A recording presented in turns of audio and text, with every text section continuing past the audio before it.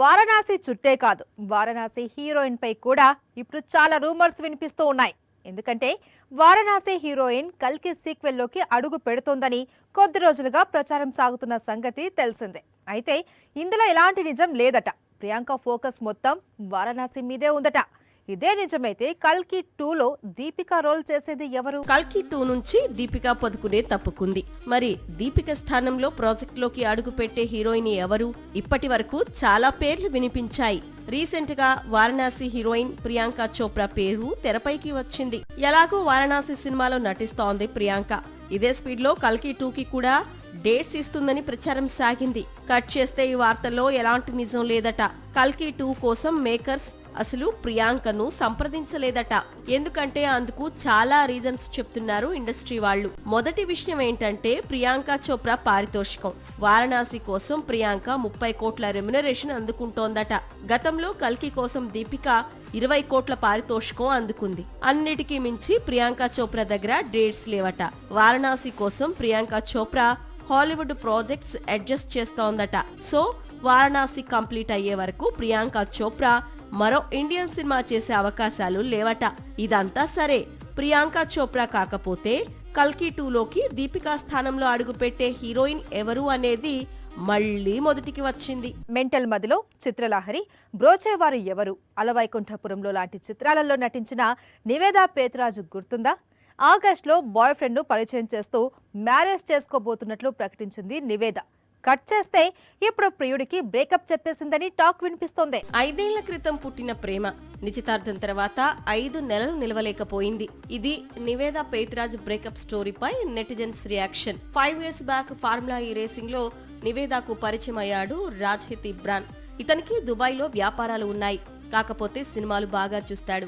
అలాగే హీరోయిన్ నివేదాతోనూ ప్రేమలో పడ్డాడు. మొత్తంగా ఇద్దరూ కలిసి పెళ్లిపీటల వరకు రావాలని కలలు కన్నారు. ఇప్పుడు ఏమైందో ఏమో, మొత్తానికి మొత్తం ఫోటోలను సోషల్ మీడియా అకౌంట్స్ నుంచి తొలగించారు నివేదా అండ్ అతని బాయ్ ఫ్రెండ్.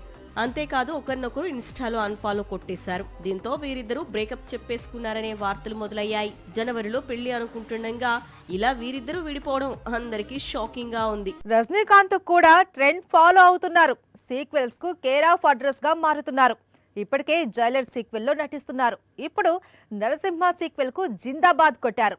ఆ విషయాన్ని తానే స్వయంగా వెల్లడించారు.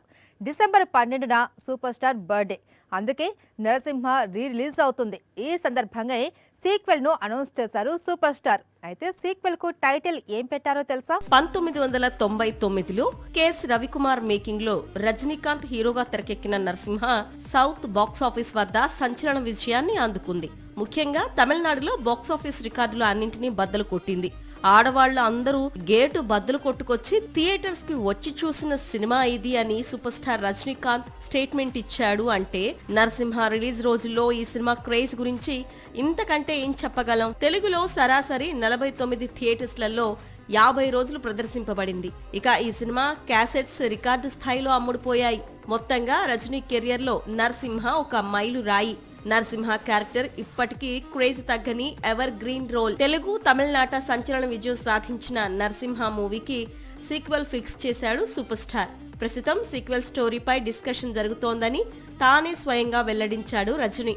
అంతేకాదు సీక్వెల్ కు నీలాంబరి అనే టైటిల్ ఫిక్స్ చేస్తున్నట్లు ప్రకటించాడు. నిజానికి మొదటి భాగానికి నరసింహ అనే టైటిల్ కంటే నీలాంబరి టైటిల్ కరెక్ట్ అనేది చాలా కాలంగా సూపర్ స్టార్ చెప్పుకొచ్చే మాట. ఇప్పుడు అదే మాటను నిలబెట్టుకుంటూ సీక్వెల్ కు నీలాంబరి టైటిల్ లాక్ చేశాడు. Rajinikanth, Ramya Krishna already Jailer sequel లో నటిస్తున్నారు. కాకపోతే మొదటి భాగం పాత్రలను కొనసాగిస్తున్నారు. కానీ నరసింహ సీక్వెల్ అలా కాదు.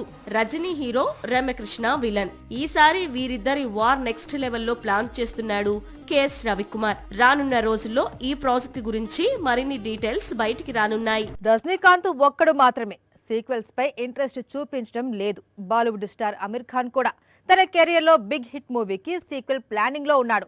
రేపో మాపో అందుకు సంబంధించిన అనౌన్స్మెంట్ రానుంది. ఇంతకీ మిస్టర్ పర్ఫెక్షనిస్ట్ ఏ మూవీకి సీక్వెల్ చేయబోతున్నాడు? బాలీవుడ్ హీరోల్లో అమీర్ ఖాన్ నటించిన చాలా చిత్రాలకు సీక్వెల్ కు స్కోప్ ఉంది. సర్ప్రోష్, గజ్నీ, పీకే, 3 Idiots, ధూమ్ లాంటి చిత్రాలకు మళ్లీ సీక్వెల్స్ తీయొచ్చు. పైగా ఇటీవలే తారే జమీనే పర్ చిత్రానికి సితారే జమీనే పర్ అంటూ సీక్వెల్ తీసి హిట్ కొట్టాడు ఆమీర్.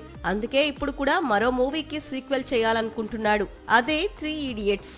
రాజ్ కుమార్ హిరాణి మేకింగ్ లోని 3 ఇడియట్స్ సీక్వెల్ ప్లానింగ్ లో ఉంది. నిజానికి చాలా కాలంగా ఇందుకు సంబంధించిన స్క్రిప్ట్ వర్క్ జరుగుతోంది. కాకపోతే ఇటీవలే స్క్రిప్ట్ లాక్ అయింది. దీంతో వీరిద్దరూ చేయాల్సిన దాదాసాహెబ్ ఫాల్కే బయోపిక్ ను పక్కన పెట్టి 3 ఇడియట్స్ సీక్వెల్ ను పట్టాలెక్కించే పనిలో పడ్డారు. 2 హిట్లు పడ్డాయి. 2 కూడా 100 కోట్ల క్లబ్ లోకి ఎంట్రీ ఇచ్చాయి.